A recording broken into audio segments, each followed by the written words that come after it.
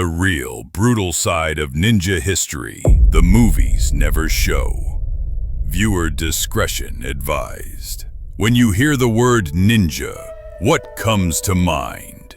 Silent assassins in black, mysterious spies climbing rooftops. But behind the legends lies a darker truth. Because if a ninja was captured, there was no honor, no trial, no mercy, just pain. Unimaginable pain. This is the brutal reality of what happened to real ninjas when they failed. Ninjas, or shinobi, were not just warriors. They were spies, saboteurs, masters of stealth. During Japan's Sengoku period, 1467 to 1603, powerful clans waged constant war. And while samurai fought on the battlefield, ninja worked in the shadows, stealing secrets, burning supplies, poisoning wells. They were essential and hated.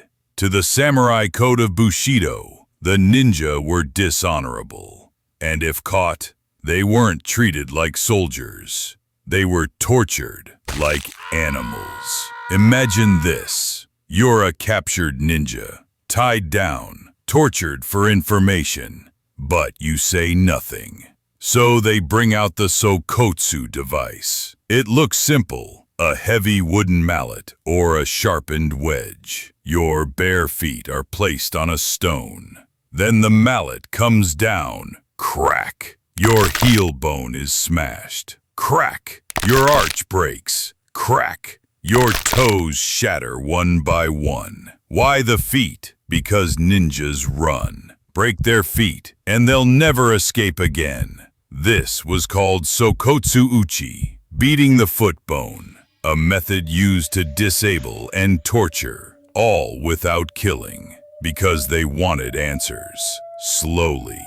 If that didn't work, next came nail removal. Each toenail and fingernail ripped out with iron tongs. Painful, slow, excruciating. Sometimes they'd place thin bamboo slivers under the nails and light them on fire. A ninja's screams were proof the torture was working. But if he stayed silent, worse things waited. In some cases, captured ninjas weren't just executed, they were used to test katanas. The practice was called Tameshi-giri, test cutting. A skilled swordsman would be handed a fresh, finely crafted sword. Then the ninja, sometimes still alive, would be placed on a straw mat and sliced through. The cut would be measured. How clean was the slice? How many bones did it cut? Did it go through the hip, the spine? Some swords had inscriptions etched on the blade, cut through two bodies at once. Those bodies, often condemned ninja. This was how execution and weapon testing became one. The ninja wasn't just dying. He was being used as an instrument of steel perfection. Water was another weapon.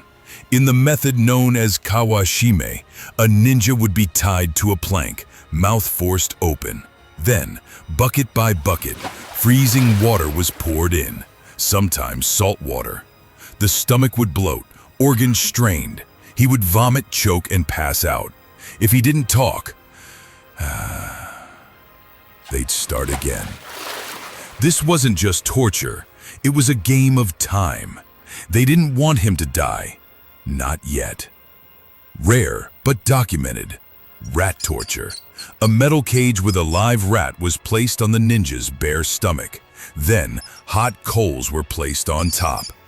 With nowhere to go but inward, the rat burrowed into the stomach to escape the heat, eating through flesh and organs. It wasn't a legend.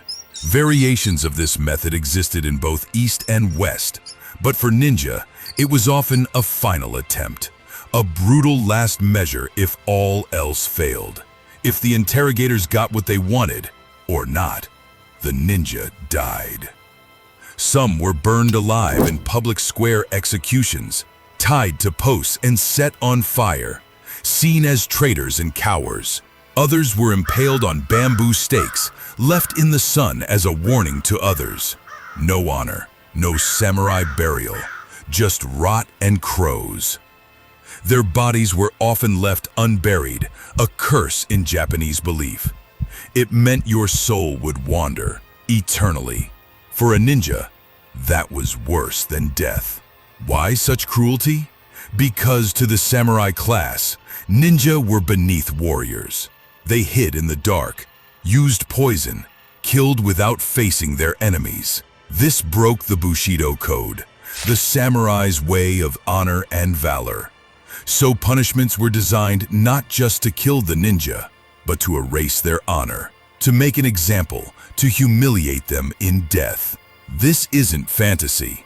Feudal Japanese documents, such as the Bansen Shukai, detail the training and risks ninjas faced.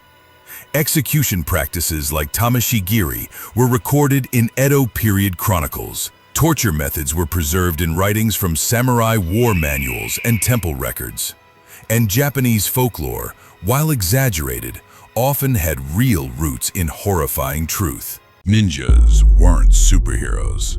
They were spies, assassins, masters of deception and silent death, ghosts in the night, whispers in the war. And when they were caught, they weren't captured.